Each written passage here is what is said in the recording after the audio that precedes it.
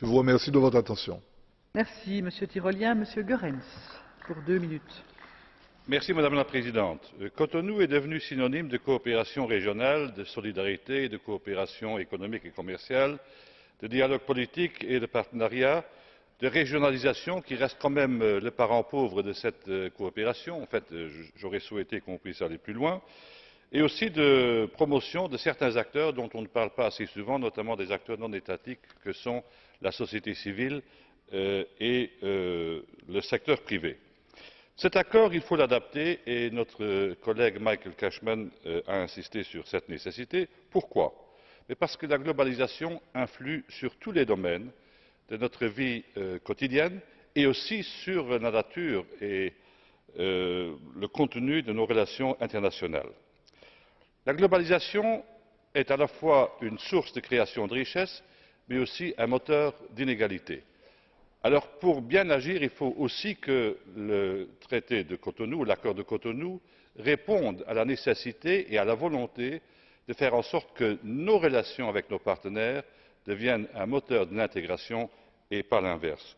D'où l'appui à l'approche inclusive, d'où aussi l'inscription du respect des valeurs fondamentales dans cet accord. Et je voudrais rendre hommage à l'action qu'a menée si courageusement notre ami Michael Cashman. En fait, pour être politiquement correct, il faudrait l'appeler non pas Cashman, mais Cash Person, juste pour la petite histoire. Je crois qu'il a bien mené le débat. Il a trouvé une issue politique intelligente à son analyse.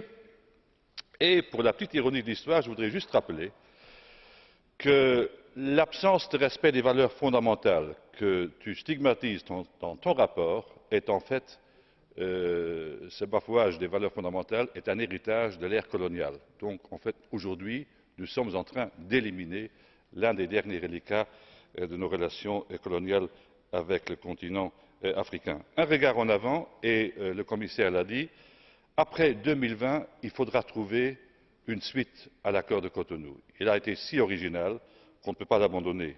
Je ne voudrais pas que cela donne lieu à une alternative vaseuse. Il faut dès maintenant dire oui à la pérennisation de notre relation privilégiée avec les ACP. Merci, Monsieur Goerens. La parole est à Monsieur Deva, 1 minute 30. Thank you, Madam Chairman.